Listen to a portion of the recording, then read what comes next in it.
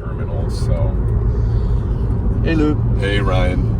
We're going home. Trip. We're sad. We were supposed to go home yesterday, but the flights were delayed, and we weren't going to make it. So we stayed an extra night. Thank you for your generosity. Oh, I'm so glad they were able to stay. We got pizza last night, watched a movie, and now we're headed back to San Diego in the 6-speed Mini. R60? R60. R60 chassis. Coming in the Logan. BMW numbers, switches, iDrive.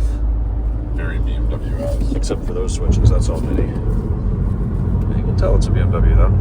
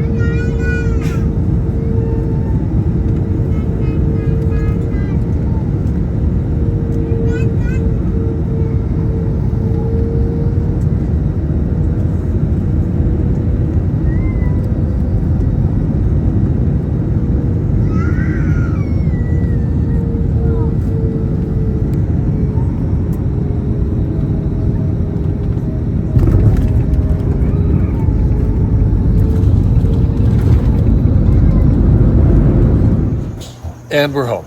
That was not what we had planned for. So the original flight was leaving Boston yesterday through Denver, Colorado, coming into San Diego really late at night, like 10:30, 10:40, something like that. The objective with that, of course, was to be able to get back to work on Monday and not miss a third day. I was out Thursday and Friday last week, so I wanted to keep that to a minimum. Unfortunately, as we were checking out of our cabin up in Ware, New Hampshire, got the text message from United that my inbound aircraft to Boston was delayed, ironically also in Denver. So I guess that aircraft was doing Denver, Boston, Denver, and maybe continuing on that monotonous journey.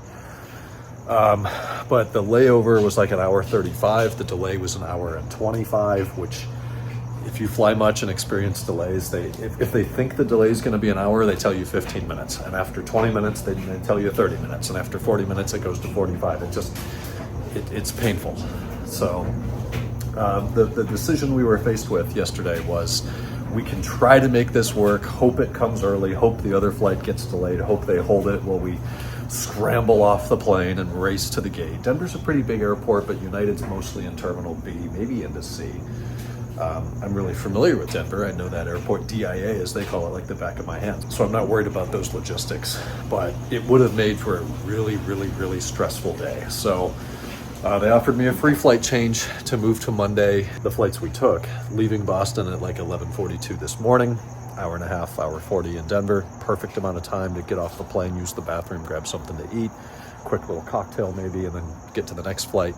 So I think we made the right call in doing that. That also bought us an opportunity to have lunch yesterday with Jeff and Sasha and Luke and Tilde and me and Larissa, so we enjoyed that. On the way back to Luke's house in New Hampshire, last night was kind of cool. We just hung out, we watched a movie, we got a pizza, nice chill evening after a few days of craziness. And then thankfully today was really smooth. We landed in Boston like 20 minutes early. We landed in San Diego 20 minutes early. We had just enough time to go to Smashburger, my favorite, in DIA, have a nice dinner and drink there. They've expanded that. It used to be a walk-up, order at the counter, then stand there for 15 minutes till the food came up and then go eat at the gate. I still did that, but this was much better. They've added a big bar and like a sit-down area, and there's servers, so it's more of an established restaurant.